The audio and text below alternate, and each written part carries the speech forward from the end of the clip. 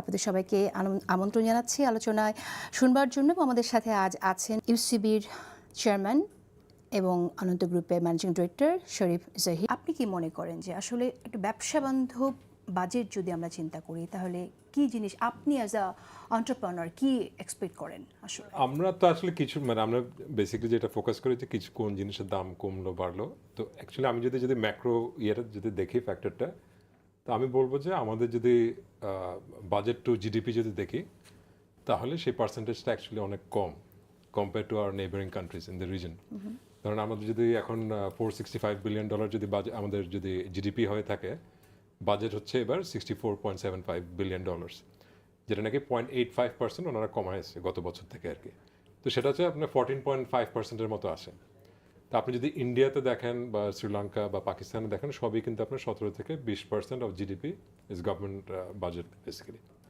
তো সেখানে আমরা যেহেতু যদি ইকোনমির কথা চিন্তা করি, তাহলে আমরা ডেফিনেটলি ডেভেলপমেন্ট বাজেট আমরা চাই যে জিডিপি গ্রোথ, কারণ দেশে যত গ্রোথ হবে তত বিজনেস অপরচুনিটিসগুলো বাড়বে। তো একটা জিনিস রিফ্লেক্ট করে সেটা হচ্ছে যে আপনার মাত্র 14.5% যদি গভর্নমেন্ট বাজেট হয় জিডিপির, তার মানে কি? তার মানে হচ্ছে যে প্রাইভেট সেক্টরটা এখনও অনেক বড়, প্রাইভেট সেক্টরের কন্ট্রিবিউশন টু দ্য ইকোনমি অনেক বড়। আমরা চাই যে বাজেট এমন বাজেট হবে যেটা নাকি আপনার ইনভেস্টমেন্ট ইনডিউসিভ হবে, ইনভেস্টমেন্ট ইনসেন্টিভাইজ হবে, সেই ধরনের একটা বাজেট চাই। আনফর্চুনেটলি আমি যেটা দেখলাম যে যে বাজেটটা আসতেছে সেখানে রেভিনিউ বাজেট বেড়েছে আপনার 23,000 কোটি টাকা, ওয়ারিয়াস ডেভেলপমেন্ট বাজেট কমেছে আপনার 35,000 কোটি টাকা। তার মানে কি? তার মানে হচ্ছে যে সরকারি এক্সপেন্স যেগুলো আছে, যে বেতন ভাতা, ইনসেন্টিভ এবং ইন্টারেস্ট পেমেন্ট, এগুলো বাড়তেছে, কিন্তু ওয়ারিয়াস আমাদের ডেভেলপমেন্ট বাজেট যেটা, সেটা কিন্তু কমে আসতেছে। তো that will definitely have an impact on the GDP growth. তো সেটা তো ডেফিনেটলি আমরা চাই না। তো আমরা চাই যে আমাদের জন্য, ব্যবসায়ীদের জন্য অ্যাকচুয়ালি স্টেবিলিটি বেশি দরকার। আমরা চাই যে জিডিপি গ্রোথ হবে এবং আমরা চাই যে আস্তে আস্তে বাজেটটা যেন বাড়তে থাকে।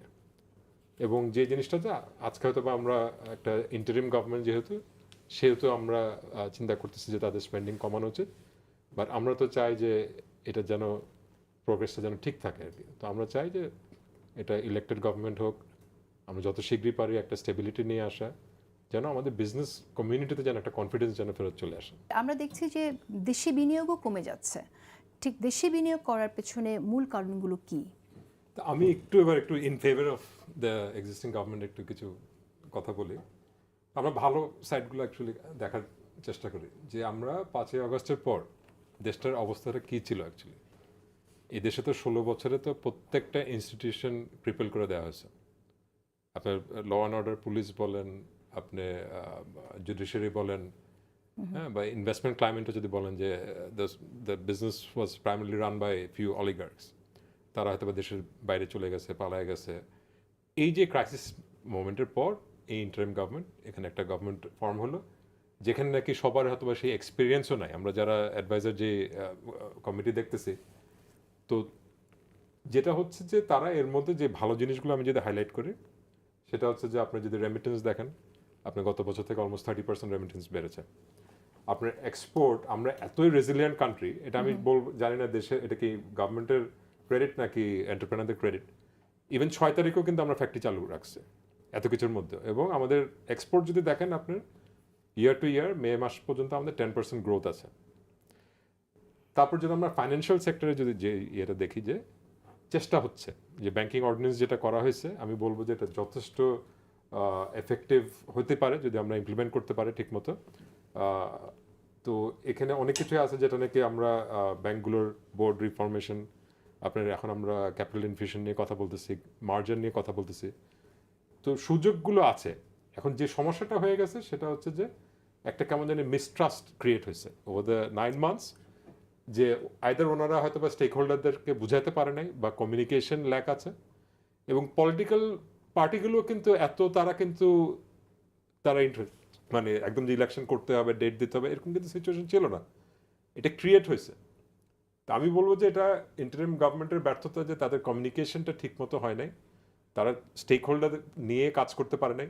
আমরা তো অ্যাজ বিজনেসম্যান, আমরা তো আর পলিটিক্সের সাথে যারা ইনভলভ না, আমরা তো চাই যে সবাই একসাথে মিলে যেন কাজগুলো করে, whether it's the army, the political party, interim government. আমরা সবাইকে চাই যে এই আনসার্টেনিটি যেন না থাকে, এই সন্দেহটা যেন না আসে, যে ইলেকশন হবে নাকি, আদৌ হবে নাকি, কবে হবে। তো আমরা যদি রিফর্মগুলো যেগুলো ভালো জিনিসগুলো বললাম, তাহলে why not a proper road map for election.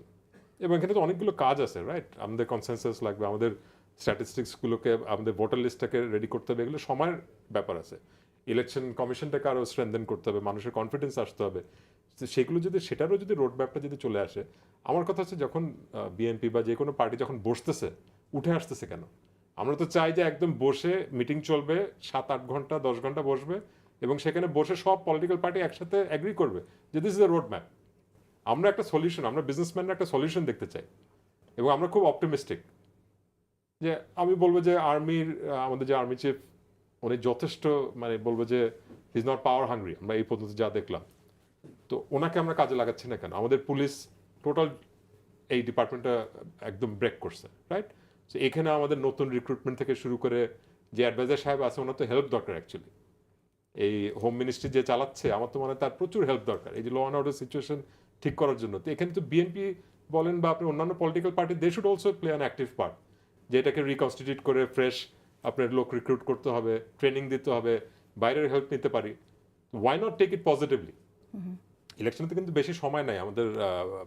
Professor Yunus সাহেবও কিন্তু, ডক্টর ইউনূস সাহেবও বলছে যে জুনের কথা বলতেছে, অন্যান্য পলিটিক্যাল পার্টি চাচ্ছে ডিসেম্বর। তো আমরা একটা কম্প্রোমাইজে এসে একটা প্রপার রোড ম্যাপ নিয়ে আমরা দেশটাকে আসলে সবাই ভালোবাসতে হবে আসলে, যে আমরা পজিটিভ জিনিসগুলো করে কিভাবে একসাথে মিলে নিয়ে নিতে পারি সামনের দিকে।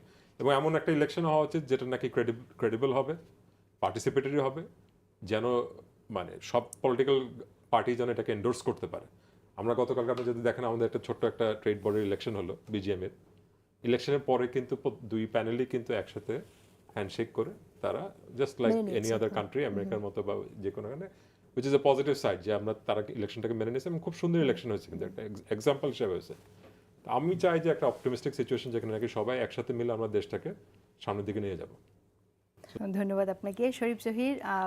এই আলোচনা চলবেই, নির্বাচন নিয়ে আলোচনা চলবেই, এবং মনে হচ্ছে যে সংশয়ে হয়তো খুব দ্রুতই কাটবে না। সেই জায়গায় আসলে দেশে ইকোনমিতে সেটার প্রভাব কি হতে পারে একটু জানবো আপনার কাছে। এবং পাশাপাশি ঈদের সামনে ঈদ, আমরা দেখলাম যে অনেক ফ্যাক্টরি বোনাস দিতে পারেনি, ঈদ বোনাস দিতে পারেনি, এবং অনেক ফ্যাক্টরিতে এখনও পর্যন্ত বেতন হয়নি। তো আসলে ওভারঅল সিচুয়েশনটা কি, আপনি যদি আমাকে এই বিষয়ে একটু বলতেন, এবারের ঈদটা কেমন যাচ্ছে শ্রমিকদের? জাস্ট ইলেকশনের ইয়েটা যদি বলি, অ্যাকচুয়ালি জুন বলতে কিন্তু আমি যেটা, মানে সবাই জানে এটা, যে টাইম লাইন কিন্তু অ্যাকচুয়ালি খুব একটা নাই। আপনার রোজা শুরু হয়ে যাচ্ছে বোধহয় ফেব্রুয়ারির এন্ডের থেকে, তারপর তো ঈদ, এরপরে বোধহয় কোরবানি ঈদ চলে আসতেছে, এইচএসসি পরীক্ষা আছে, প্লাস ওয়েদারেরও একটা ব্যাপার আছে। তো সব কিছু মিলে অ্যাকচুয়ালি খুব একটা সময় নেই। বরঞ্চ আমার যেটা এক্সপেকটেশন, ইলেকশনের তো বিকল্প নাই অ্যাকচুয়ালি, এবং আশা করি যে আমাদের সবগুলো পলিটিক্যাল পার্টি এটাকে এনফোর্স করবে। আমরা আশাবাদী এটা নিয়ে। আমরা এখন জানতে চাই অ্যাকচুয়ালি পলিটিক্যাল পার্টিদের এজেন্ডাগুলো। আমি তো মিলাদ ভাইকে বলতেছিলাম যে আমি তো জানতে চাই আপনাদের ক্যাবিনেটের কে ফাইন্যান্স মিনিস্টার হবে, কে কমার্স মিনিস্টার হবে, কে আইসিটি মিনিস্টার হবে। এখন তো আমরা ওগুলো নিয়ে কথা বলতে হবে। আমরা যে রিফর্মের যে কাজগুলো বলতেছে ওনারা, এগুলো পলিটিক্যাল পার্টিগুলো কিভাবে এন্ডোর্স করবে ওনারা, আমরা এগুলো শুনতে চাই অ্যাকচুয়ালি। আমরা কিন্তু এখনো কিন্তু জাস্ট পলিটিক্যাল কথাবার্তা শুনতেছি, বাট আমরা তো এক্সপেকটেশন ওনার দেশ চালাবে কিছুদিন পরে।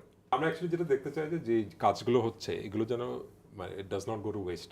হ্যাঁ, যে ব্যাংকিং রিফর্ম, ওনাদের ভূমিকাগুলো কী হবে, যেসব ফ্যামিলি নিয়ে আমরা কোয়েশ্চেন করতেছি, সেগুলো মানে একসাথে ওনাদের একটা ইয়ে থাকা উচিত, যে এগুলো কন্টিনিউশনগুলো থাকবে, তাহলে এই টাইমটা সার্থক হবে আর কি। ব্যাংকিং সেক্টর নিয়ে একটু বলবেন আমাকে, যে ব্যাংকিং সেক্টরে আসলে আপনি আপনার এক্সপিরিয়েন্স কীরকম, কি ফিল করছেন? ব্যাংকিং সেক্টর তো আমি তো বললাম যে কাজগুলো আরও দ্রুত গতিতে করতে হবে অ্যাকচুয়ালি। যে একটা তো হচ্ছে যে আপনার ওনারশিপটাকে আপনি সেপারেট করে ফেলতে হবে, যে যারা ব্যাংক থেকে চুরি করছে বা ব্যাংক ডিফল্টার, তাদের যদি ব্যাংকের ওনারশিপ থাকে সেগুলোকে সেপারেট করে ফেলতে হবে, সেগুলোকে কনফিসকেট করে লিকুইডেট করে ফেলতে হবে।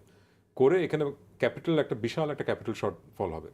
সেটাও আমি মনে করি যে এই বাজেটে অ্যাকচুয়ালি থাকা উচিত, যে কত টাকা আমরা ক্যাপিটালের মধ্যে ব্যাসেল 2 ব্যাসেল 3 অনুযায়ী এখানে প্রচুর ক্যাপিটাল শর্টফল হবে। কিছু পার্ট আসবে বাজেট থেকে, সরকার থেকে, কিছু আসবে আপনার ইন্টারন্যাশনাল ইনভেস্টর থেকে, কিছু আসবে লোকাল ইনভেস্টর থেকে, করে ব্যাংকগুলোকে মার্জ করে একটা মানে উইদিন একটা কন্ট্রোলেবল একটা ইয়েতে নিয়ে আসতে হবে। বাংলাদেশে 60টা ব্যাংক চালানোর মতো ম্যানেজমেন্টও নেই, এখানেও প্রচুর কাজ আছে। তো আমরা যেটা বললাম যে এই রিফর্মগুলো, কারণ ব্যাংক হচ্ছে আপনার একটা backbone of the economy, so এটাকে স্ট্রেনথেন করতে হবে। আপনার ডিপোজিটে যারা আছে তাদেরকে 100% অ্যাসুরেন্স দিতে হবে যে তাদের টাকা মানে যাবে না কোথাও, কারণ এটা একটা স্টেটের রেসপন্সিবিলিটি সেটা আমাদেরকে এনশিওর করতে এবং হবে। খেলাপি ঋণে যে টাকা চলে গেছে সেগুলো আসলে উদ্ধারের জন্য আপনি কি এখন মনে সেই করেন যে যথেষ্ট প্রসেসটা উদ্যোগ যে আমরা কিছু নেওয়া কিছু হয়েছে কিনা? শুনতেছি যে প্রসেস স্টার্ট হয়েছে, যে একটা আমরা দেখলাম যে কিছু অ্যাসেট ফ্রিজ হয়েছে, শুনতেছি আরো কিছু হবে। অ্যাসেট কিন্তু ফ্রিজ হয়ে যাবে, হওয়ার পরে তারপর সেটা একটা প্রক্রিয়া দিয়ে 4 থেকে 5 বছর লাগবে। Again it's a long term process টাকাগুলোকে ফেরত আনার জন্য। তো এই জন্য ওই যে যেটা বললাম যে পলিটিক্যাল পার্টিগুলোর ওই ইয়েগুলো লাগবে, যে তাদের থেকে যে কনফার্মেশন যে এই জিনিসগুলো তারা কন্টিনিউ করবে। তারা কন্টিনিউ করবে আমি reform যদি গার্মেন্টস process-টা। সেক্টর নিয়ে একটু বলি, যে একটা চ্যালেঞ্জিংটা আমি আগেও বলছি যে আমাদের এখানে একটা পড়ে গেছে যে রোজার ঈদটা গেল, তারপর পরেই কিন্তু আমরা কোরবানি ঈদ চলে আসতেছে। তো সব কিছু মেলায় এই টাইমটা একটা ক্রাঞ্চ টাইম। হ্যাঁ, আমাদের ফেব্রুয়ারি মাসে প্রোডাকশন টাইম কম ছিল, এরপরে মার্চ মাসে রোজা ছিল, ঈদে আমরা টাইম লুজ করলাম। এই মে মাসেও আমরা জুন মাসেও কিন্তু আমরা মাত্র 22 দিন ওয়ার্কিং ডে পাচ্ছি। এখানেও কিন্তু আমাদের হিউজ ক্যাশ ফ্লো শর্টেজ হবে। এদিক থেকে যেটা প্রবলেম হচ্ছে যে আইএমএফ থেকে বলে দিয়েছে যে আপনার 3টা লোনের ইনস্টলমেন্ট যদি ওভারডিউ হয় তাহলে আপনাকে খেলাপি বানানো হবে। তো সেটাও একটা যারা জেনুইন যারা ইনভেস্টার যারা এন্টারপ্রেনার তাদের উপরে কিন্তু একটা বিশাল একটা প্রেশার। তো সব কিছু মেলায় it's not a easy situation. তো এখানে অবভিয়াসলি আমরা সবসময় চাই যে কিছুটা হেল্প আইদার আমাদের ব্যাংকগুলোর থেকে হেল্প করতে হবে, যাদের ব্যাংকিং যাদের সাথে আছে, সরকার থেকে হেল্প করতে হবে। এই টাইমটাকে আমাদেরকে পার হতে হবে। এবং আমেরিকার যে ট্যারিফের যে সিচুয়েশন এটা কিন্তু এখনো কাটে নাই। কিন্তু বলা হয়েছে যে 3 মাস পরে কিন্তু আমাদের যে 37% অ্যাডিশনাল ট্যাক্স 10% বেস ট্যারিফের উপরে, সেটা কিন্তু আবার ফেরত চলে আসতেছে। সেটাও কিন্তু এগেন আমরা জানি না যে সরকার অ্যাকচুয়ালি কতটুকু সাকসেসফুল, যে বাইল্যাটারাল নেগোসিয়েশন দিয়ে কতটুকু এফটিএ বা কতটুকু কিছু আগাইছে আমরা কিন্তু এখন পর্যন্ত জানি না। কিন্তু I think it's the same thing we are talking about, the communication, the certainty, যে আমাদের সাথে কি হবে, এটা কিন্তু বিশাল একটা চ্যালেঞ্জ। দেশের ইকোনমি আবার ফিরে আসুক ভালো জায়গায়। ধন্যবাদ, ভালো থাকুন সবাই।